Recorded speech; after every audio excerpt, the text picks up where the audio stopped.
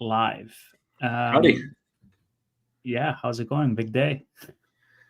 It is. It's always on the busiest day for me too. Personally, I've been working so much. Like people are asking me, "Hey, what do you think about the earnings and this and that and the other?" I'm like, "Which one?" Yeah. I don't like when they're stacked like this on top of personal work, but it makes for very interesting content. This is going to be a fun time. We're tonight, of course, not only going to just touch a little bit on Sofi and PayPal, which had What's earnings this that? morning. What's that stock? SoFi, you Never heard heard of that that one. one? Yeah. Yeah, Oh, I that own a little bank. bit of it. Yeah, they're a bank or something, right? Just a bank. I've heard that they're like just a bank and that's it, Hmm. and that they're going to, I think $4 is what it's supposed to be Yeah, I somehow, think so. despite every other bank going in the opposite direction. There's this really Uh, great analyst that covers them, David something. I can't remember his name. But anyways, continue. Chia Petrini, something. Yeah. Yes, exactly. That sounds Uh, so let's touch those two, and then we need to talk about forward upcoming earnings. So we have Hims, and you just did Hims Weekly without me, which is good because I couldn't make it. And then we also have Robinhood that's coming up tomorrow Yep. after hours. So we want to talk about all those. Anything else you want to talk about tonight, Tevis?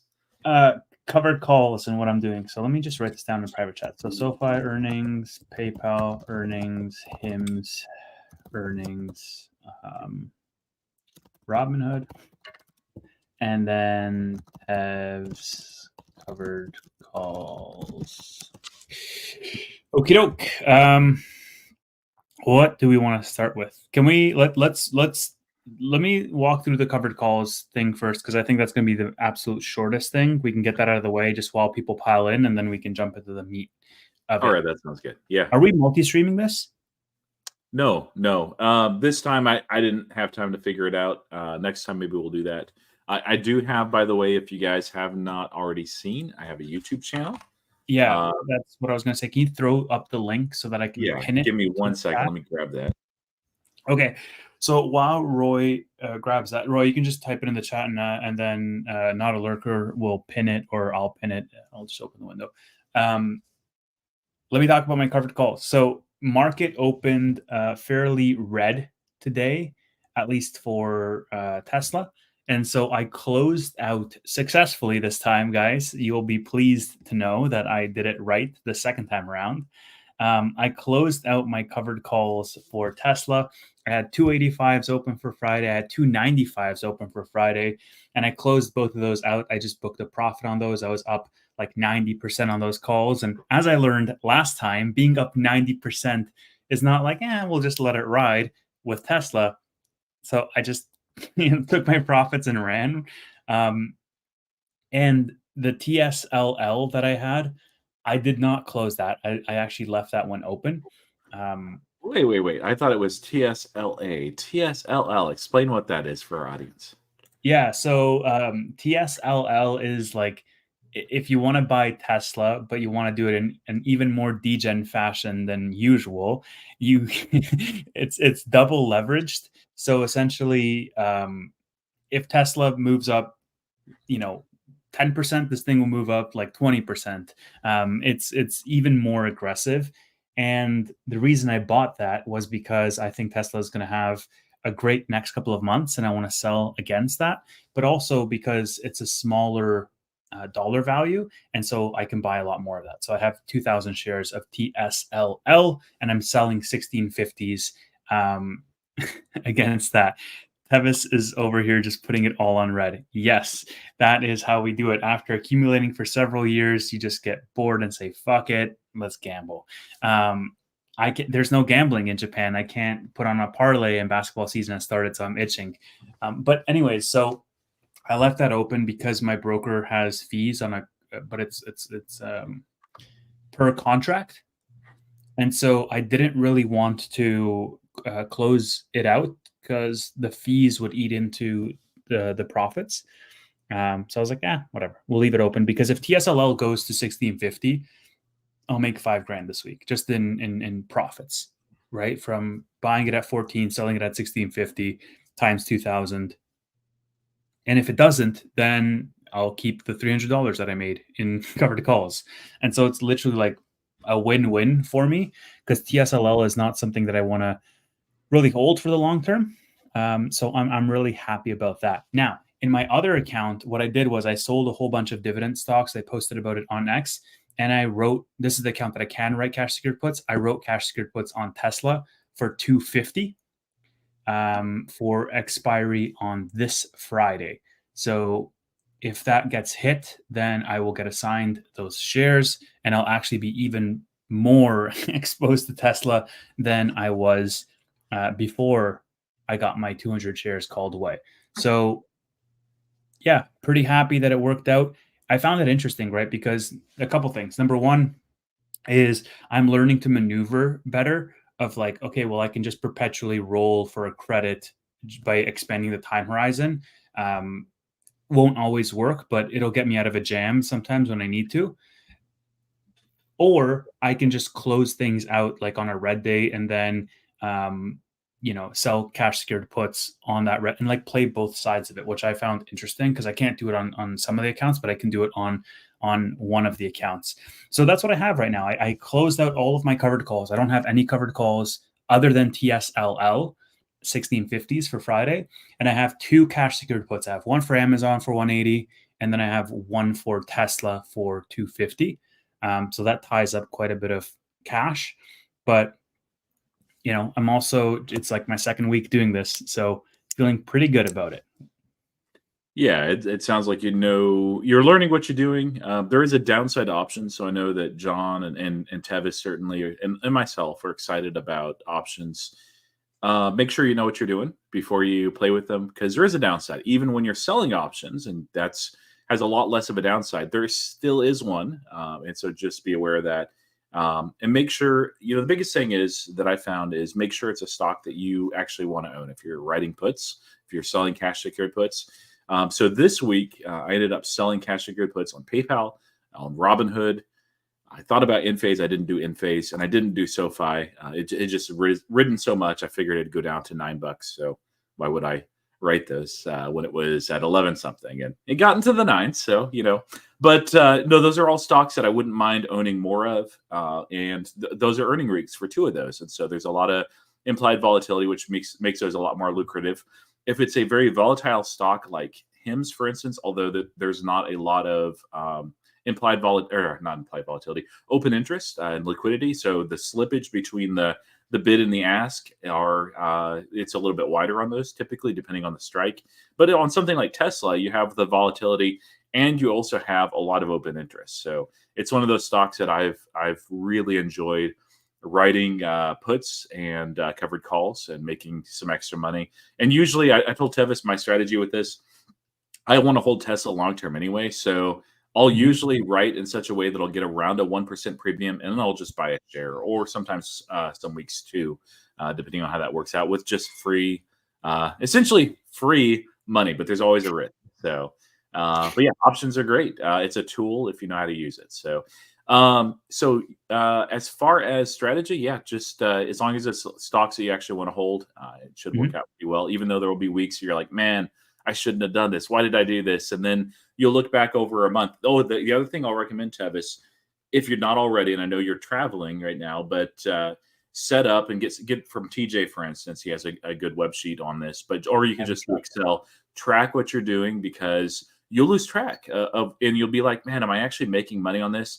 And I think I'm on pace for 16 or 17% yield across my entire account on selling covered calls and cash secured puts on the year.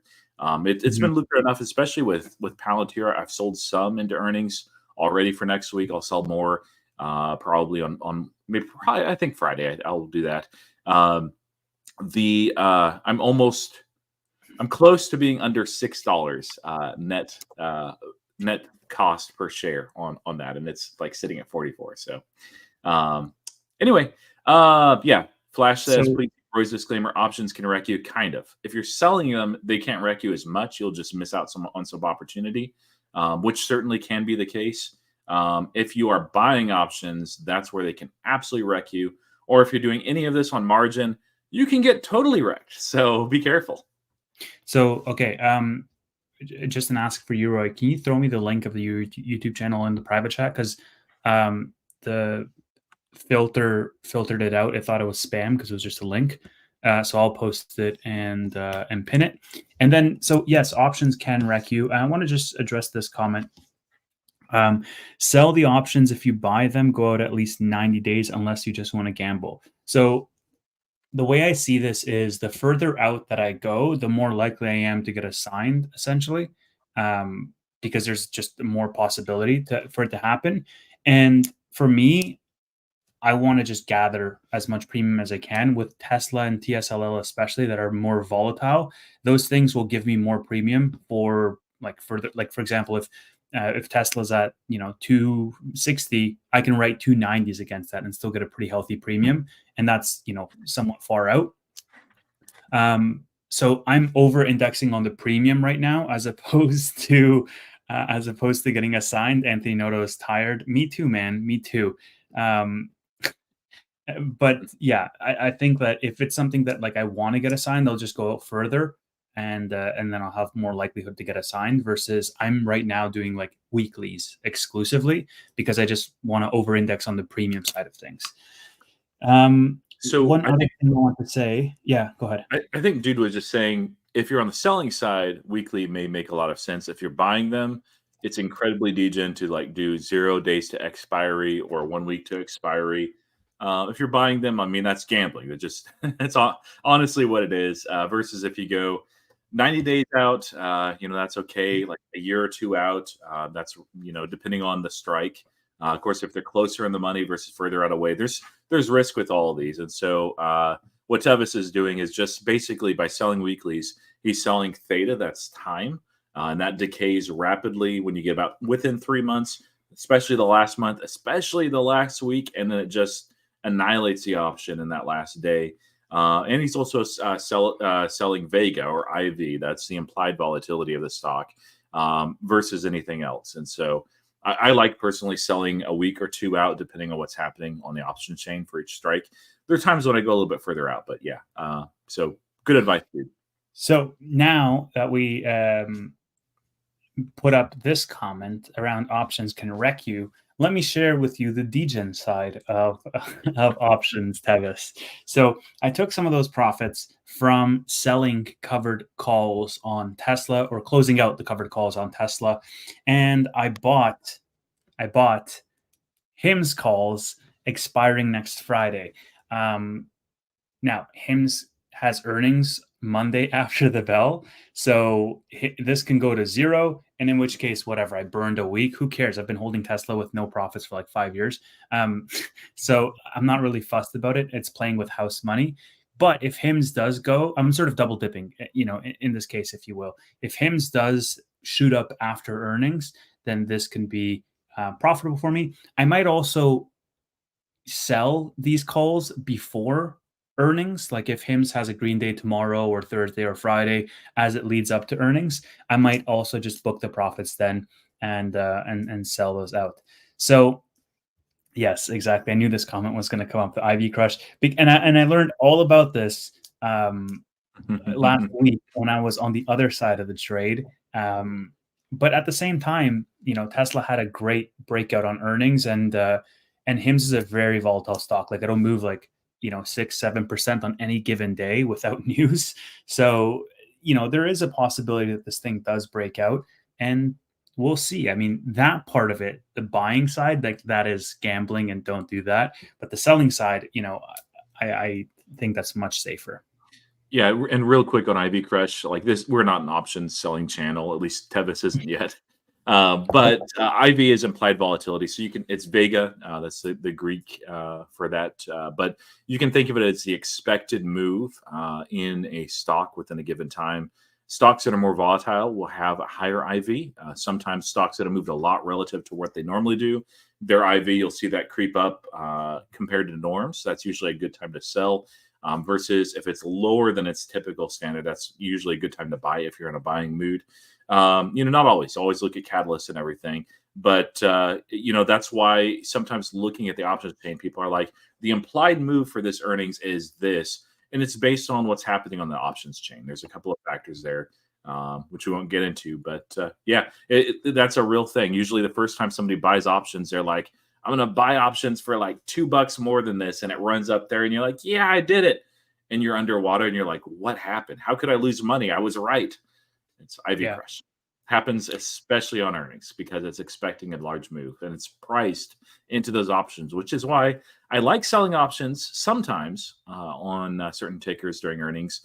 And I also like selling cash secured puts too. So you want to talk some SoFi? Yes. Starting with this comment, Anthony Noto says it's good to finally catch a stream without that other Canadian. He's been blowing up our investor relations inbox. Anthony Noto, check your DMs, man. Because this Canadian's blowing up your DMs as well.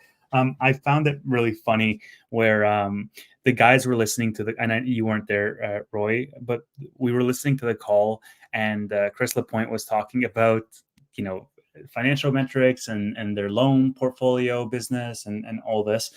And my chat was just making me laugh, and I was just dying laughing. And Tanner and Chris were super locked into the numbers, and they were doing their analysis and what they could expect in terms of capital ratios and all this crap. And I was just dying.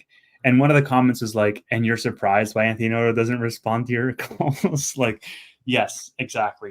This is I lean more on the entertainment side than the educational side, especially for calls like that. But what did you think of the results? We haven't had a chance to really talk to you from the results. So let's start with that. Yeah, they were phenomenal. It was the best quarter for SoFi since I've been an investor, period.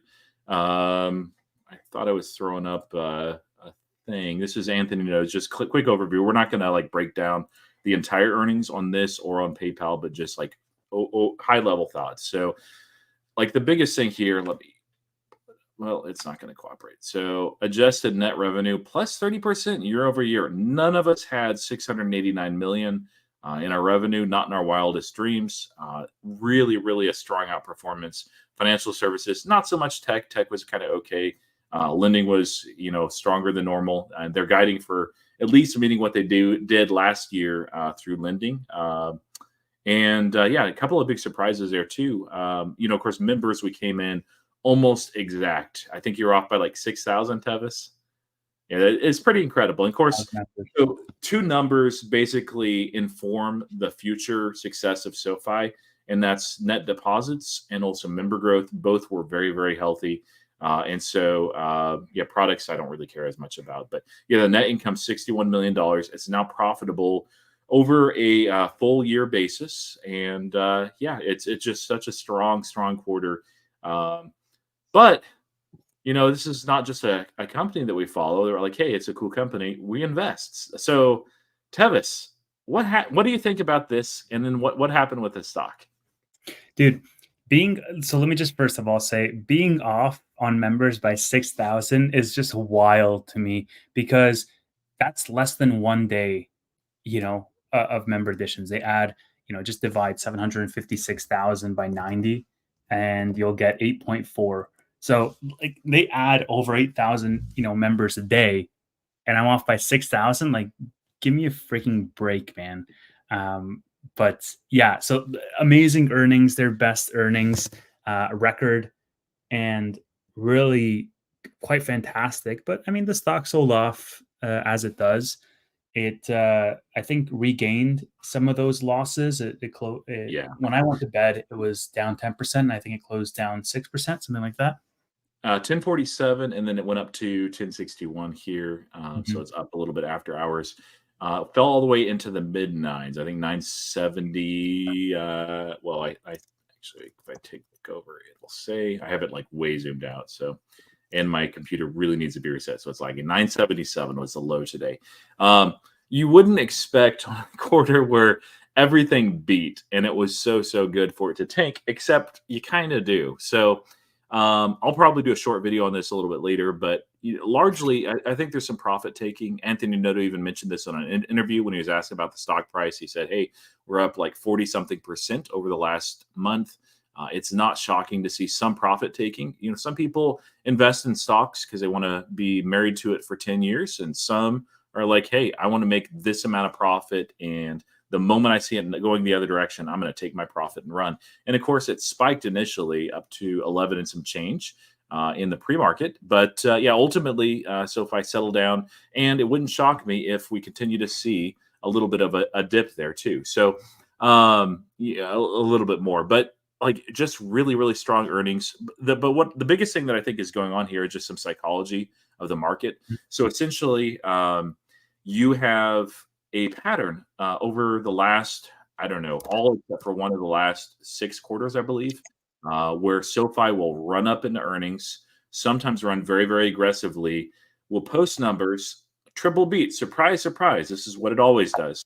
Pops, and then it Yeah. gets sold off time and time again. Now, this was the strongest outperformance. I was predicting in our earnings. I had numbers actually quite a bit under what they came in with, for the most part, with one exception.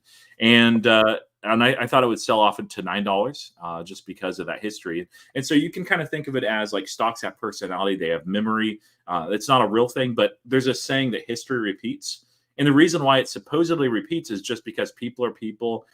Emotion plays into things, psychology plays into things, and we're not so different than people 2,000 years ago. And so the people looking at SoFi now are not so different than people that were looking at SoFi during earnings, the previous 6 or 7 quarters, where we saw Yeah. the same exact pattern. And so the moment that we saw it pump afterwards, I think it was Chris, maybe yourself and Tanner were all like, yeah, but it's probably going to pull back some too, even though killer earnings. And sure enough, as it began to fall, it becomes one of those self-fulfilling prophecies. There's people that are like, oh man, I'm up big. I better lock in some profits. And boom, it goes down into the nines. So one of these times it's going to break this pattern. I actually think this is going to be next quarter, but we'll have to see. Yeah, look, man, what I will say is that, you know, just like you said, right? SoFi has given up gains on earnings day for like 6 quarters in a row. It's absolutely going to happen. I wouldn't say it's definitive, but it's definitely a trend. But I'm okay with that so long as we make 40% in the run up to earnings every quarter. Like if we're up 40% every quarter from now and we give up 10%, at earnings, like that's an okay trade-off to me. Like I will have that. And so I think this time around, like, great. Yeah, I'll give up 6% or 7% and land at 1050 because we ran up to like 11. And so previous quarters we've given up these gains, but we haven't had gains to speak of, and SoFi, like, just as quickly as it gives up the gains, it'll go up. Like it went from $4 to $12 in a matter of like 3 weeks, last year. And so it's a low market cap company, and as such, it behaves in crazy erratic moves. Whether that's closing a penny off of options expiry at 1099, or whether that's moving 3x in 3 weeks, that's what you can expect, man. So I think we're going to do well, though. I think that, like, I still stand by my thesis that we are forming a higher base, that we are accumulating, that people are deconstructing the bear cases on a daily basis. And so, look, at 1050, just even the strength that we saw in the stock today, right? It dropped to 10% and then it regained a couple of percentage points back as the day went on. In the past, it would drop 10% and then it would keep fading down to like 12 or 13% to end the day at like lows. And so, I don't know. That's a very small data set. I think that throughout the week, or maybe throughout the next couple of months, it will find footing. Yeah, and I Not have going to no go back to problem. 750 is what I'm saying. Yeah, I have no problem holding it here. If it went down to $9, it's going to buy a bunch more actually. And I still stand by what I said basically a month ago, just right at the beginning, or maybe right before we started this run up. That out of every stock that's on my watch list and that I own personally, rather, so it's like 50 stocks. I think SoFi is poised between that month ago when it was in the sevens all the way through the end of next year to outperform every single thing in that watch list out of 50 stocks. There will be some weird biotechs and small caps and stuff that'll run, but there's such tailwinds, and this quarter did nothing to disprove that. Now, there is one thing that I saw that I didn't like in particular. That's the tech platform. They actually outperformed my pretty poor expectations of it, but not by much. And we heard the same wording as before. It's like, hey, we got all these awesome things in the pipeline that's never been quite that strong. Yeah, not SoFi, but I guess it kind of looks like it maybe. But I don't know, man. Like tech platform, the way I feel of it is there's phenomenal tailwinds going in this year. SoFi is a stock and as a company that's going to do great. If I don't see the tech platform really ramp up over the next, well, now 4 quarters, I'm just going to assume like, hey, this is probably not coming. There's very little indication of it. Like we see little inklings here and there, but I really think that it will, though. I think between the Synapse stuff, the need for a modern banking core for a lot of neobanks and fintechs, and simply just with these pipelines that they've been working on with the large old guard banks, I think that that's 2025. That's one of those massive tailwinds. If I'm wrong, fine. SoFi will still do great, and I'll probably trim. I have a lot of options anyway, so I'll need to trim at some point anyway. That's what you got to do with options. Thankfully, shares I don't have to. Over 4 different accounts. All but one of them have SoFi just because I'm like, hey, I need SoFi. So, yeah. I mean, end of 2025, it could be a lot higher than 20. I think, I don't know. Well, you said plus, so that's fair enough. I used to work at SoFi as a lending manager. The market is underestimating the student loan refinancing business boom with rate drops. It used to be their bread and butter. We saw lending stronger than we had forecasted, stronger than the market expected for sure, especially on the personal loans and student loan side of things. Home loans, even, I mean, was quite strong as well from a actual numbers percent. But it's home loans is really small. Yeah. So even if home loans beats, it's not going to be it's not going to move the needle. But if personal loans beats, that will move the needle for sure. Look, man, I think that the thesis for this company, at least for me, is changing more and more each quarter, and for the market as well, from just the lending story, like just the bank narrative, I think breaks down the higher numbers financial services puts up, right? The more diversified that revenue mix is, then you move away from the dependence being so high on lending, right? And so this quarter was 49% financial services and tech platform. Of that 49%, like 35 of it is financial services. And so if you think of it, from that perspective, like, wait a minute, this is something that's growing 80% and it's like a third of their revenue. Well, maybe we should pay a little bit more attention to that, right? So as their single biggest segment, yes, lending still takes the cake, but I think that narrative is slowly going to shift because of the sheer rate of growth that financial services is putting up. And I'll push back on that a little bit. Sure. Financial services is largely what banks already do. So, like, if you break that down, the different parts of the platform, there are some exceptions certainly that aren't performing quite as. Although Invest is not hemorrhaging money right now, which is great. Credit card still is, but it's a suite that as deposits continue to go up, as they can, even with lending, if they're selling loans, that's financial services. Those are all things that a bank does. So I don't think that financial services, as phenomenal as it has been, especially this quarter, my goodness, it doesn't break that narrative that this is more than a bank. That really needs to come from that tech platform. And, I think it's a matter of time in 2025. If I'm wrong, fine. It's still going to do really well. That's the lovely thing is when you're in a company that has diversified revenue, like each and every one of these segments is a bit diversified. Like they're trying to diversify lending and student loans. I think, over the next 5 years are going to just amaze people. Home lending as well. A lot of different types of loans that they probably don't even offer yet that they will. They want to diversify that. A lot of different financial services parts. And of course, the tech platform as well. And so, but that tech platform needs to grow and scale. Otherwise, it's, bears are actually going to be right. It's like, oh, it's a bank with like a little extra on the side. And it's not too rare for banks to be like that. So we'll see. That was the only, I think we called it a gangrenous lining instead of silver lining. That's what you called it. Yeah, that's what we called it. You're adopting it, brother. But okay, Look, so I mean, let me just say on the tech platform, just really quick.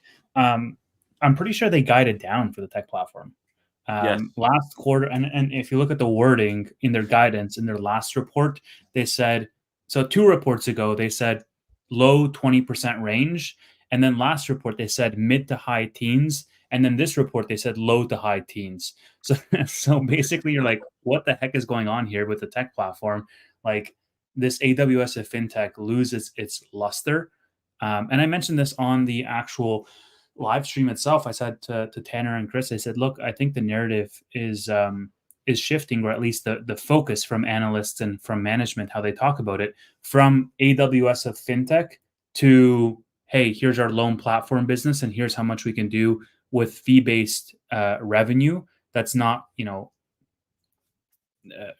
that's not subject to capital, like them not doing it themselves. Can you throw up It seems John's as though they're leaning in heavier to that. Yeah, sorry, go ahead. Throw up John's comment. This is partly true. John Kauka? Josh. Josh. Oh, sorry, Josh. That's kind of true, actually. I'm not trying to force the stock down, but I'd like to see both sides, and I think it's important to do that. Even stocks that I'm the most bullish on, if there's something that I'm like, it's off, it's not good. And when we talk PayPal, like there is something on there, actually maybe two somethings. It's like this isn't great, although there's a lot of good. I think it's important to do that, but it also helps like what's the downside, like where are you actually comfortable adding more depending on what your positioning sizing is. And for me, that's $9. Like absolutely, like this is an amazing quarter. If I didn't have SoFi at all, I would have been buying it like as it fell into the $9 range, $9.80, $9.90, whatever. Like, oh yeah, I'll eat this up all day. Because long term, like it's very clear, even if the tech platform stopped growing completely, which it's not, it's just slowing, it's not good. It would still be a really, really strong 2025 for this company. So, yeah, I mean, like it's almost so relative, man. There's so much anchoring bias because it's at 10.50 and you're like, oh, I'd be comfortable to add at 9. And then this thing, if it were to shoot up to 14, you're like, fuck, I would have bought this at 10.50.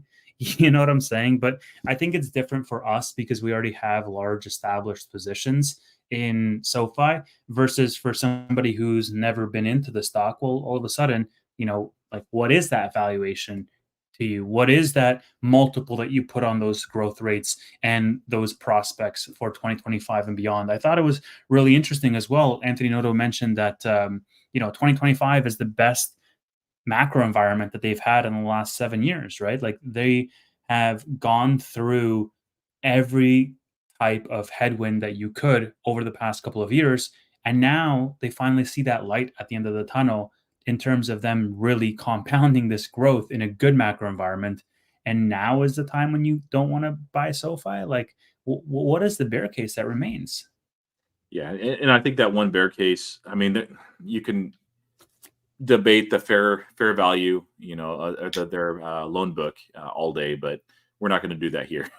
And I think, I mean, like, given the loss rates, like it seems that SoFi is actually underappreciating how valuable their actual book is, and also the appetite for those loans. But the other thing is the other bear case is like, hey, this is just a bank, and if it's just a bank, then it should trade at, it's growing rapidly. So more than 1.5 times tangible book value, although tangible book took a large step forward.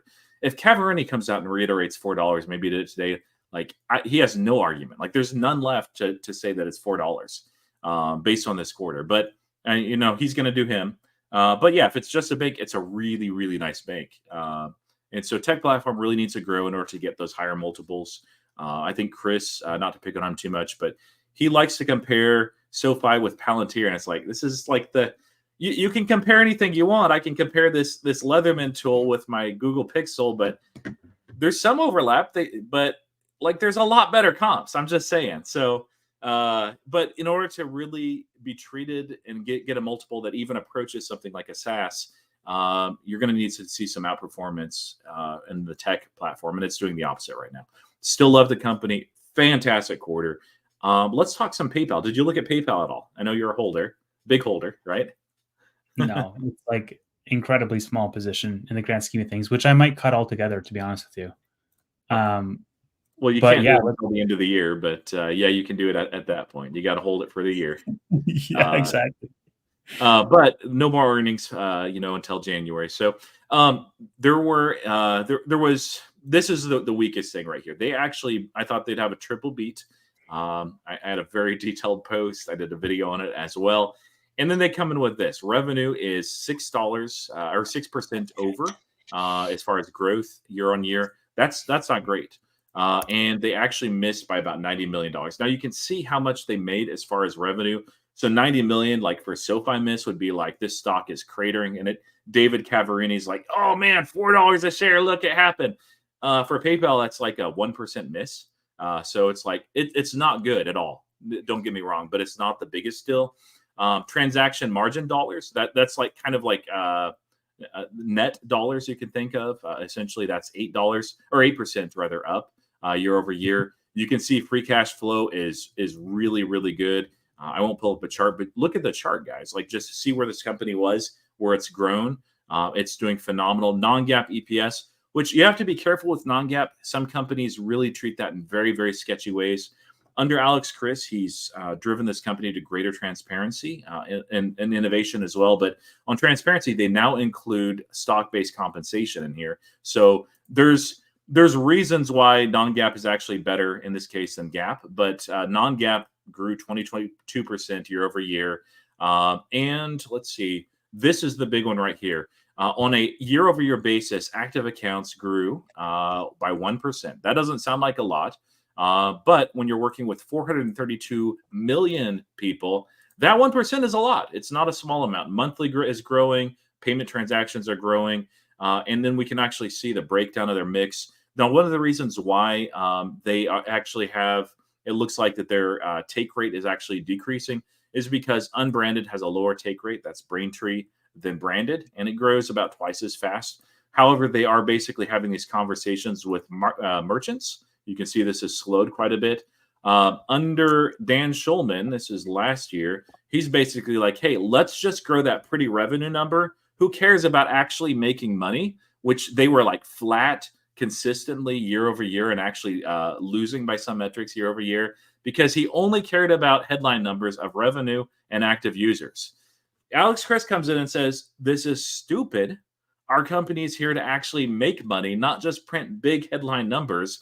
And so accounts that we're paying for people to use PayPal and we're losing money, let's stop doing that. It's a no-brainer. And then also on the Braintree side, they're like, hey, why are we actually selling our product basically at a loss or at zero? This doesn't make sense. Let's instead improve Braintree, have conversations with vendors. And some of those conversations have been, we will do a lower amount of percent of revenue, but we want higher margins. And so it's just not killing our margins. Now, I want to show one last thing here, and then we'll talk about this. Guidance is actually close to the same. Supplemental. Okay, well, actually, two last things. So you can see the active accounts here, the year-over-year growth. You can see that it has been growing since quarter 4, but it's kind of like the whole SoFi thing where they're like, oh, it's not profitable because it's not been a full year. That's what people were saying with PayPal because 426, 427 million, 429, 432. It's clear the trajectory of this company as well. You can look at a lot of different metrics. And here is transaction margin right here. This is actually basically it gives you the best look as far as what PayPal is actually making. And so you can see that it's grown here. This is third quarter 2024, 46.6%. We've inflected. Like, look at this. And you have 45% here at first quarter 2024. I thought it would inflect there. It did not. 45.8, and we actually see it here by increased by 115 basis points year over year. So not only on a quarter by quarter basis, but a year over year basis. That's because Alex Chris is all about driving profitable margin growth. So it's at the cost of that the pretty headline of revenue, although they've guided down a little bit for that. Like the free cash flow is there, the buybacks are there, the EPS and non-GAAP and GAAP growth is there. Phenomenal company, but I would just say that these are good, not great earnings, just largely because of the revenue miss and just one or two other little things. Thoughts? Yeah, I mean, look, PayPal, I don't know too much about it, and I think I'm willfully ignorant on PayPal's numbers. I've definitely seen their numbers in the past. They've not been sexy in the slightest, and the value proposition for PayPal has always been the low valuation that the market is mispricing this company because it actually shouldn't be priced for bankruptcy, which is, in many cases what it was, especially after it dropped to like that, $60, high $60 range. Um, but the numbers, I don't think anybody was expecting PayPal to grow like 30% or 40% or whatever. They're single digit growth. It's they're chugging along. I thought the revenue miss was not great. But at the same time, I mean, I don't think anybody expects PayPal to be like a massive growth company. I think the rebrand and the new initiatives and all the partnerships that they've been rolling out, like directionally, I think that's a good move. And Alex Chris is definitely making an impression, but it's definitely not like we're gonna shock the world type of stuff. It's like they're incrementally improving and they're chugging along. And like, I guess people have to adjust expectations, right? Like he came out hot and heavy and he was like, hey, I'm hot shit, so on and so forth. Here's all the things I'm going to do. And he's doing a lot of that, but it's not really having like a material impact on like, it's not going to be a game changer for PayPal stock or like double the revenue or whatever, like it's still a mammoth of a company and it's going to take time for them to eventually get there. And I just think that people have to adjust their expectations because for the stock to be beat down on this, it's a mismatch of expectations, right? Because PayPal should be up even with the revenue miss, or even if it came in line with revenue, like it should be up because the thesis is the low valuation. In part, so throw this up. I think this is pretty sexy. This is free cash flow. This is pre Alex Chris. Now it wasn't. It was technically negative under Schulman. This is because they were selling a book of loans, and you can see that big Q4 2023. But you can just see like free cash flow under Alex Chris is just so much stronger. And actually, in visual form, like there's a chart of this on visual stocks. It's very clear the trajectory of this. Free cash flow is going to continue to be increasing. And what's really interesting to me is this quarter, like they launched Fastlane, which is, it seems like it's the best just based on the partnerships and actual results that they had during that product phase or testing phase for guest checkout. That's just barely launched, like basically, and it's not even monetized until January. They've launched the advertising platform, just barely launched at the end of the quarter. They've launched a rebrand of the app, which people are spending. I can't remember what percent it is, but quite a bit higher that are on that newest integration. They are launching PayPal Complete Payments in other countries now, which is just barely beginning. They've launched the Pay Everywhere program. They've launched a Venmo monetization program. All of these things are having just like they're basically have like 2 weeks out of this quarter under their belt, and they still posted like really strong free cash flow and really strong EPS growth. So I think that the shock is not going to be like the next quarter or like 2 quarters out, but I think in 2 years, like people are not going to be seeing PayPal growing at like single percent revenue anymore. They're not. It's going PayPal to accelerate, is what you're saying. at 500 plus million customers. Free cash flow, I think, is going to, instead of like this being an aberration just because of the when those that loan book being sold at KKR hit, I think that that'll actually become the norm. And this will be a stock that will, over the next 5 years, hit new all-time highs. It's easier to do, too, when they're eating up shares. They bought back over this year close to 90 million shares so far. So just solid, not amazing. There's another number that we won't get into the nerd numbers too much that I didn't like out of this. So not everything is gold. I'll always shoot straight when I don't like something. But yeah, it's like I'd give it a B plus maybe, looking at the earnings. But yeah, I'll keep holding. And if it falls enough, somebody asked how low would it go? It wouldn't shock me if this falls into the 70s, especially with election uncertainty, mid 70s maybe. 60s, I think, are gone. And if it gets back to 50s, something is really bad in the macro. Like it just 50s were already stupid, but especially now with what Alex Chris is doing. So let's move on and talk about, let's do, you want to do HIMS or Robinhood? And then we'll do whichever one of those is the opposite. You want to do HIMS or? Yeah, sure. We can do HIMS. I just finished the podcast with Manuel. Really interesting stuff for HIMS. I actually just finished recording a HIMS earnings, pre-earnings video. after the podcast. So that's going to come out immediately after this live stream once I'm done editing it. Yeah, I think for Hims, I just want to throw up this post actually, because it's really interesting findings. Let me just bring this up real quick.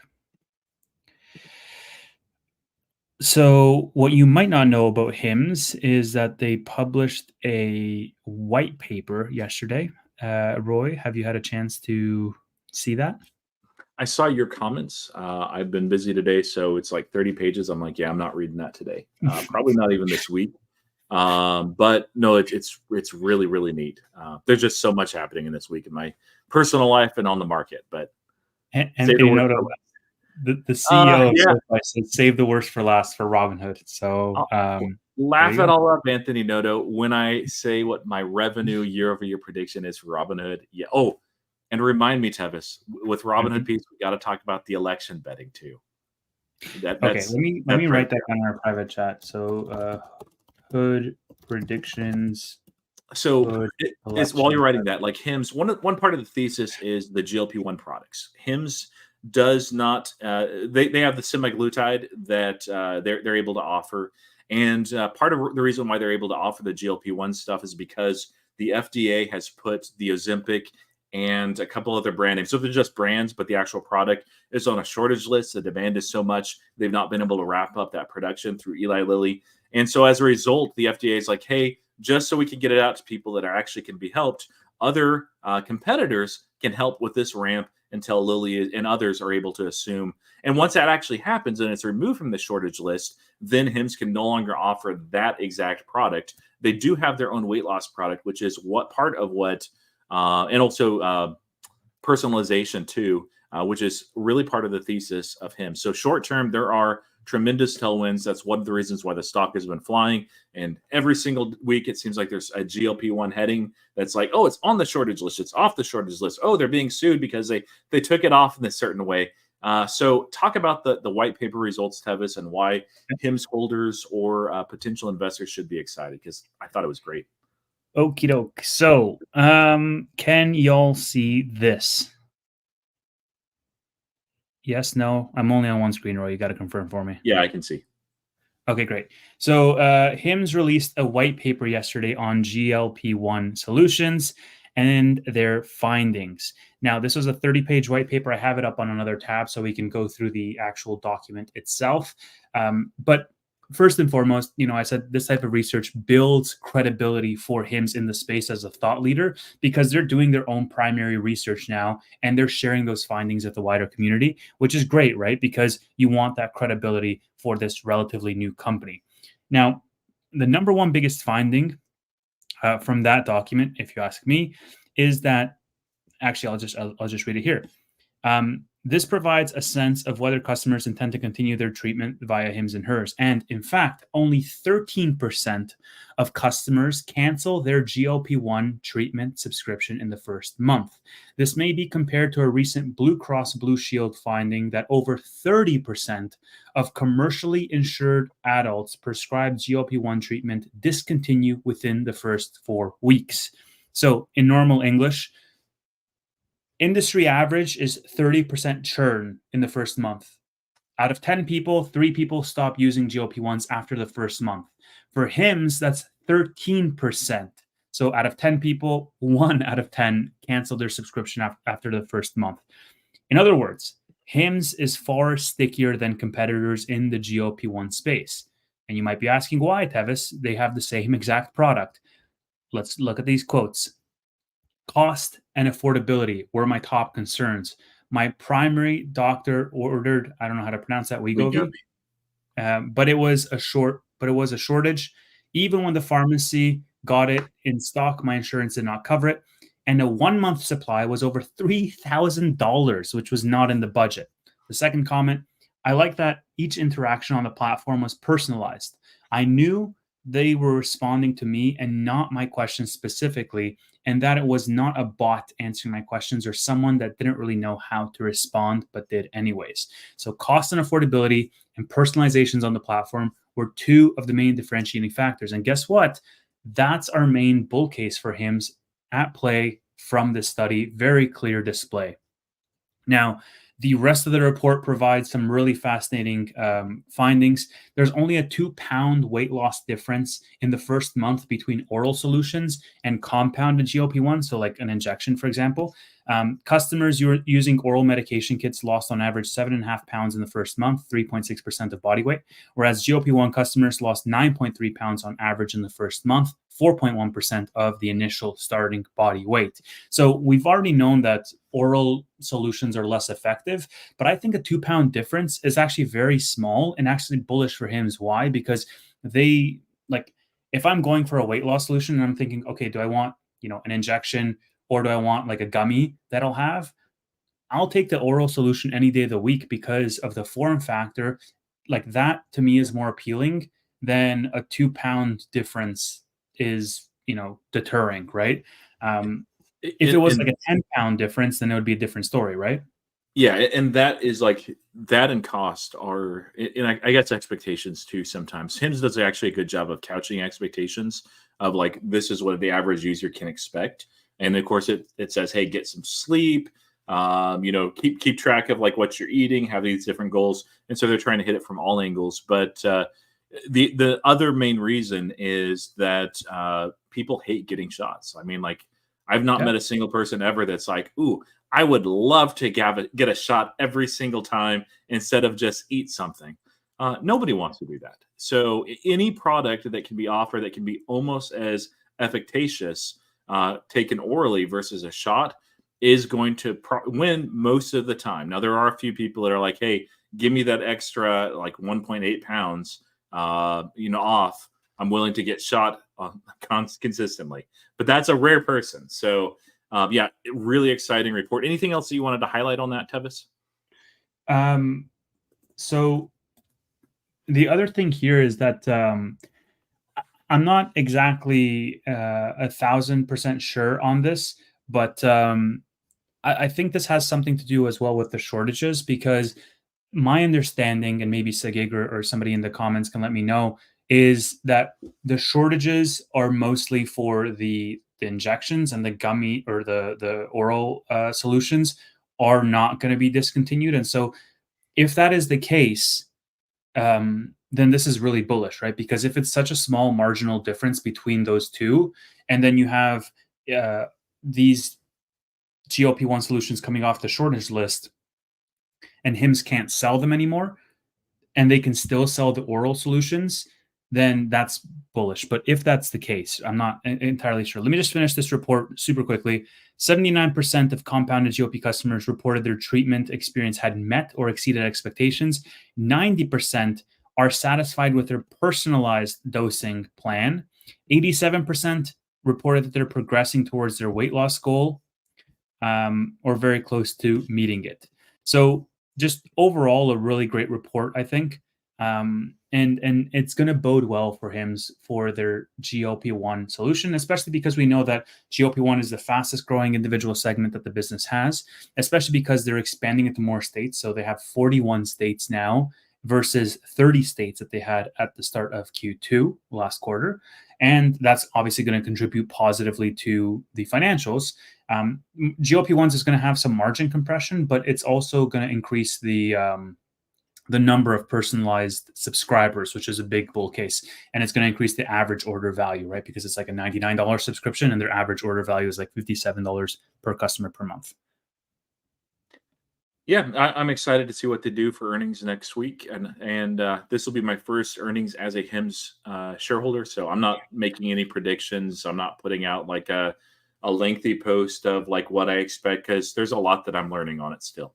Now, Robinhood is something that I do hold a different opinion of, and I've shifted. We talked about it before from just seeing this as a pure cyclical play, made a ton of money on options to I actually own shares now. And I've sold puts into earnings, and I also have calls that I will be glad to sell and buy stock, even if it's over $30, which it might be. Robinhood, by the way, has earnings after hours tomorrow, and they have kind of a similar pattern as SoFi, except it's even more extreme. The last 2 quarters, they have posted at least 40%. Last quarter is 40%. It was a little bit higher in quarter one. Year over year revenue growth, which is phenomenal. EPS just like quarter one was one of the most ridiculous beats of any stock that I've seen, except for Nvidia this year. Like it just, and it sold off. Quarter two, same thing, fantastic beat, 40% revenue growth year over year, and it sold off. Quarter three, I don't know. I'm guessing that I'm fairly certain on what the results are. Stock can do anything. Let me throw this up here, or if you can throw that up, rather.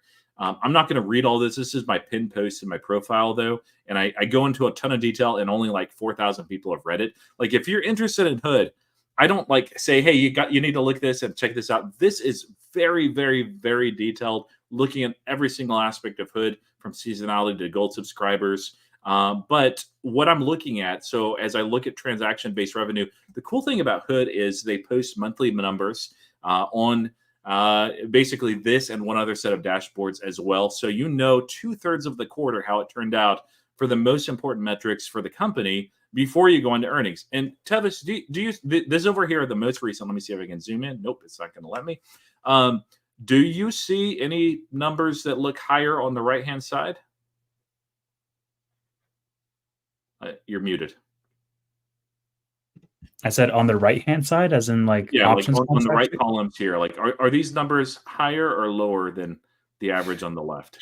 Higher. Yes. Yeah, there you go. So crypto, obviously, like they had a phenomenal quarter here. That's in March.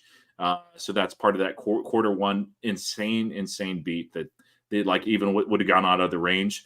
But like equity notional volumes, you can just see how big that is. They have payment for order flow that they get as a result. So that's going to look very good. Options contracts are even more lucrative than the equity notional volumes. Margin book is up tremendously, and of course, rates weren't cut until the end of the year.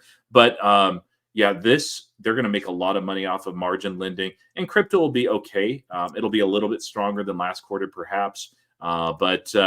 Overall, they are continuing to climb. And this right here, let me zoom out. So this is looking at this. There's two main legs for Robinhood.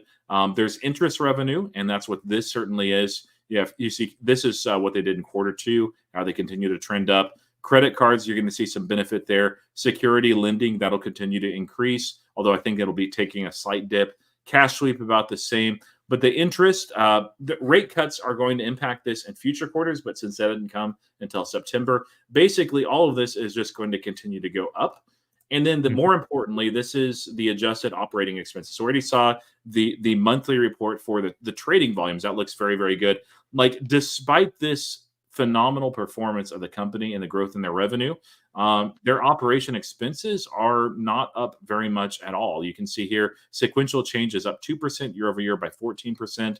And they're ramping in the UK. They're launching all sorts of different products. So my prediction, looking at all these different segments, I even say like how many millions I think that they'll go up. Even color coded if you're not colorblind.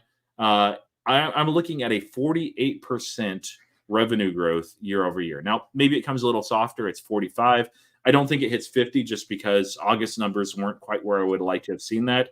But it's incredible. So, Tevis, we've seen a massive run in Robinhood. When did I tell you to buy it? What price?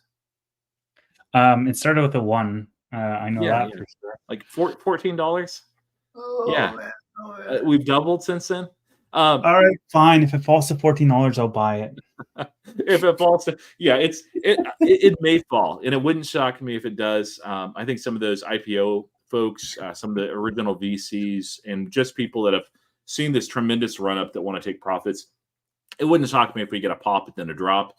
And then Robinhood tends to recover over time. So if anyone, including Tevis, is looking at entry, probably don't look at 14. Although, if it falls to 14.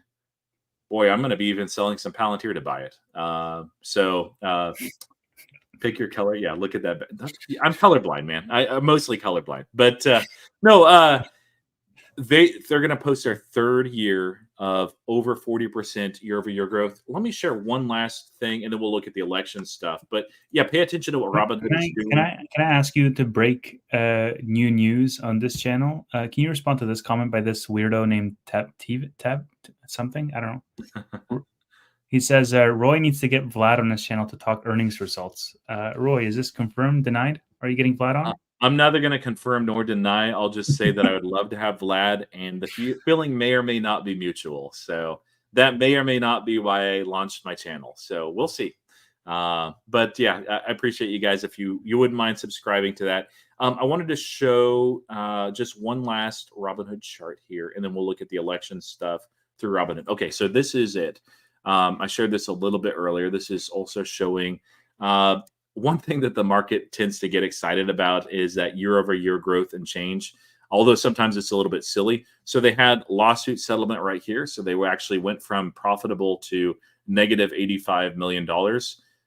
Yeah, this quarter is falling off, and they're replacing it with something like this from quarter two. I think it's going to be a little bit higher than that. So like the EPS, the price to earnings, the trailing 12 months, that's going to look pretty good, especially given their over 40% revenue growth, and their forward PE will also look a lot better after this quarter. So yeah, very excited by this company. Now they launched a new product. So did you take a look at any of the election Yeah, products? it looked really clean, and it just makes me want to gamble on the election. Yeah, It looked really good. that's what I was going to ask you. Is I was like, you're a DGen. I think that this appeals to Tevis. Vlad Tenev, there you are, brother. Nice image too, by the way. Whoever's doing these impersonations, it's great. It's probably Vlad behind all, not really, but yeah, this Can you imagine it's actually the real Vlad? He's like, "Why do you think I'm an impersonator?" That would be hilarious. So this is what it looked like the other day when I was on it. Basically, you have I break the whole thing down in an 8-minute video on my YouTube channel, so check that out. Show you what it looks like and everything. But you pick either Kamala Harris or Donald Trump. Each contract costs you whatever amount. Like this goes up and down. I think that's the next image. Oh yeah, so this is a hypothetical. I didn't buy or gamble on this, although. So at the time, Harris was 39 cents of the price, includes the cent that goes to Robinhood, and then it goes a cent goes to the actual underlying broker that handles this. But I might buy like 100 quantity of this, so the price would be $41, and the payout I get $1 per contract. I can sell it and close it early, although it's hard to do after the election. And of course, this changes real time. It's trading 12 hours a day this week.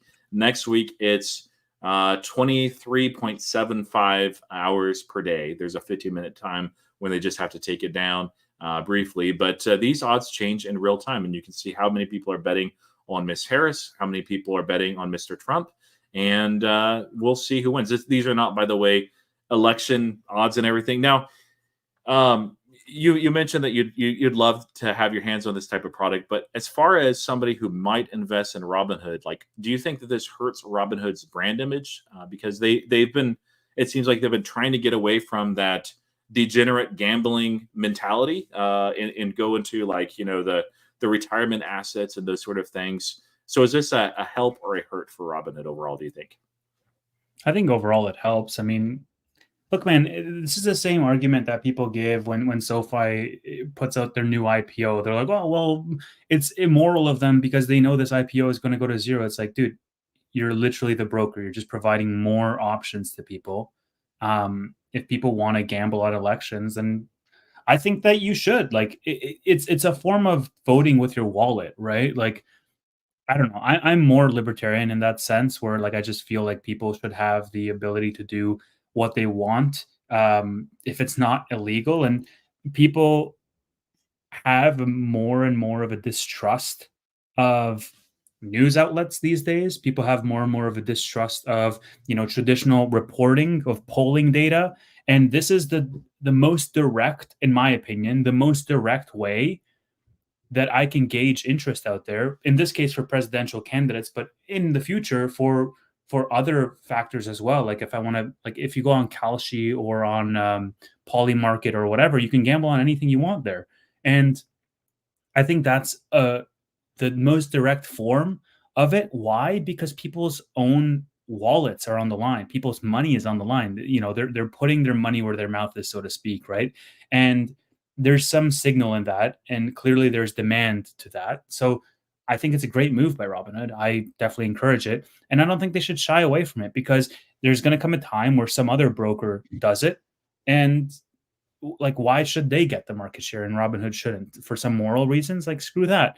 Like, who is determining those ethics? For as long as, and here I'll go one step further, for as long as Robinhood has demand from users for that election prediction market, for that election betting, if you will, that, in my opinion, says more about the ethics of it from their user base than, us, talking about it, or people on Twitter talking about it. Because I saw a lot of posts on Twitter. Like, the users are using it. If the users thought it was immoral or unethical or whatever, they just wouldn't use it, right? But if they're using it, then I think it's fair game. Yeah, myself, I won't plan to use it. Although, it's an interesting product. I do think that there is going to be a little bit of a hit towards some people that were maybe thinking of transferring. They're like, you know what, this is a platform for clowns and degens. I'm not that type. I'm going to go with SoFi Invest. Great, we're invested in that too. Do that. Throw this up real quick though. Kalshi, this is yesterday. I think it's the same today. Actually surpassed Cash App, PayPal, Venmo, and all the others, number one ranking in the finance category in the App Store. That never happens.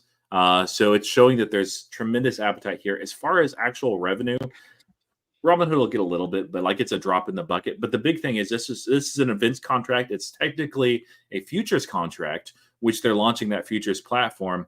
And their mission is democratize finance, whether you like gambling or I'll point to you or not. That's a personal decision. I think if somebody wants to do it, there should be that opportunity, even though I won't be participating. But, there's a huge appetite. And so I think that with the success of this is more of a proof of concept than anything, that they'll offer a lot more of these types of binary event type betting, where it's a yes or a no, or this or that. Some sports betting, they don't do that right now. But, like, Roy, I fundamentally disagree with the premise of taking a moral stance to this, because all options betting is a binary event. You either get hit or you don't get hit, right? Like, yeah, I can buy a vote for whatever Trump at 60 something cents, and if he does something stupid or whatever, Kamala Harris's odds go up. I can still sell that. I don't need to wait until the election. It's just an options contract, man. It's no different than me placing an options, like a weekly call for hymns on earnings, which is a binary event. It's either going to go up or down, or a futures contract on fucking soybeans in around the world. Like, it's no different than that, right? Like, I don't see the ethics involved. Why? Because they're people instead of products, but they are products. They're going, on national TV, holding rallies to hundreds of thousands of people, pushing ideas, pushing narratives, pushing policies. Like, people are more and more commercialized these days than ever before. Why do you think so many actors come out, supporting XYZ candidate or supporting XYZ idea, or the moment that they have their, their fame, they're leveraging it to push whatever they think is right. They're pushing, the Capros pushing the climate change thing, and so on and so forth. And, they're leveraging their status, their persona, to push their ideas. All fair game. It's a platform, right? But I do think that, if Robinhood doesn't do it, somebody else will. The App Store ratings is the number one indicator of demand, right? And at the end of the day, why should Robinhood take this moral high ground to appease a very vocal minority and leave so much money on the table? Fuck that. You are an investor in this company. You profit off of them profiting. And if this is a new market that they're opening up, then you should be bullish for it. You should be all for it, because they're not a fucking charity. They're not here to appease everybody. They're here to make money. That's right. That's absolutely right. And as far as moral high ground stuff, like, I'll say, it's something that I'm fine with them offering. I don't plan to use myself, and I think that they'll expand it. That's fine. The difference between this type of investing, if you want, but it's just gambling, and actual options contracts, there is a difference, because the options contract itself gives you something that's underlying, like whether Trump wins or Kamala Harris wins. You don't get anything other than probably higher taxes at some point, and more national debt. Yay. But there's nothing that you get as a result. The contract is not for anything other than just money, which is fine. I'm not saying that they shouldn't do it, but options give you the legal right, but not the obligation to either buy or sell at a set price. And even traditional futures, so futures on silver, oil, bellies of hogs, whatever, it's giving you a contract to have delivered X amount of whatever commodity is. And those are leveraged, so you always have to be careful. Although a lot of them today are settled in cash, that's not always the case. And is always something underlying. So it's a shift. I don't mind Robinhood doing that. I don't mind them embracing this as part of their image. There is a cost to it as far as reputation, but I think that they already have that reputation anyway. So why not just leverage that to actually grow that platform, diversify that revenue, versus like if SoFi was doing this, I would be troubled, even though it's the exact same product. It's like, get your money right by betting on election odds. Like, what are you doing? So two very different companies, really like them both. But yeah, Hood is going to be really exciting, even though this is not a hit that to the bottom line that we'll see very much of for a bit. I just want to respond to this comment as well. It's not about morality. The issue about gambling on elections is it may influence the vote. And, my response, I just wrote in the chat, my response to Doug was that it's the same as any other option contract. Like, how many times has Nancy bought a call option on NVIDIA, and then 2 weeks later, some positive news comes out about NVIDIA that the government, they want a government contract or something like that, or Raytheon or whoever, right? Like, people have insider information. They're going to trade on that, whether it's for a stock or whether it's an election. And the other point on this is like, we all know that elections are being influenced even without people betting on elections. Yes. Right. Like I've seen so many different posts on X. And I mean, you might argue that it's a vacuum, but so many posts on X of people individually, reporting around election interference, around ballots being lost, around like there was one, around the ballots that were burned. Like, elections are being influenced. That's a reality. You can't stop that fact. You might as well profit off of it. I don't know. Maybe that's an unethical point of view, but like I said, I lean more towards that libertarian side of things. Yeah, no, and I do too. As far as like, people should have the right and ability to do that and freedom to choose that as an adult for themselves. Don't let the kiddos do that. Great, fine, that's okay. And I think at least when I logged into Robinhood, like they did a good job.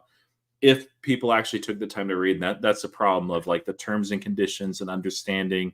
I think some people enter this and think on day one of the election that they're going to get paid, and that's not until Congress actually certifies the election, which is, I believe, January 6th. And so the payout would be the 7th or the 8th.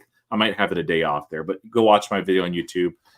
That Roy of the past 24 hours, he knew more what he was talking about on this. So smart guy. Anything else you want to cover tonight, Tevis, before we sign off? No, go check out Roy's YouTube. The link is in the pinned comment of this video. So definitely jump into that video after this one. I will be posting my HIMS earnings prediction, and we're going to be doing a HIMS live stream on Monday. At some point, it's currently 10 a.m. here, so I'm going to do the day traveling. But at some point when I come back at night, I'm going to be working on an earnings recap video for SoFi, an earnings breakdown video for SoFi. Hopefully, I'll post that at some point tomorrow or Thursday. And then the last thing I want to say, Robinhood has earnings tomorrow night. Thursday. Yeah, after hours. Tomorrow night. So tomorrow morning for me, and we're going to see how that goes. And what else? Check out Roy's channel. Your money ready and buy, Tevis. If it dumps, like don't pick 14. Look and see what price you're comfortable with. If it posts, and it will, a third 40% or higher year-over-year revenue growth. Figure that out before you go to bed. I will buy. I have I don't have a lot of money. I have like $5,000 just on the sidelines, just leftover money from the Tesla covered call fiasco. Well, okay. I mean, I'm messing with you. I have more on unallocated cash than that, but no, there you go.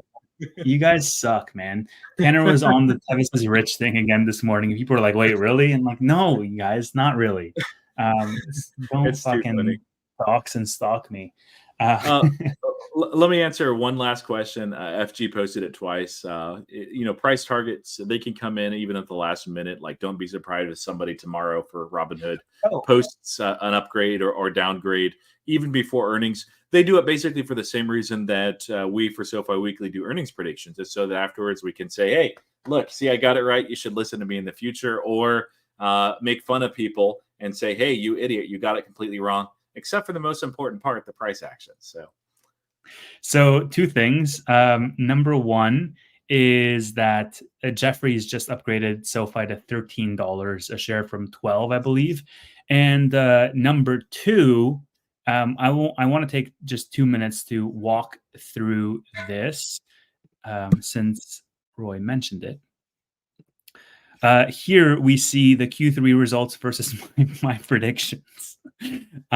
6,000 off on members, 12,000 off on accounts. I'm way off on Galileo. Not really far off on revenue, just 33 million or 23 million, whatever that is. 10 million difference on EBITDA. Got the EPS. Got the guidance showing single digit positive by year end. 6 million difference on net income.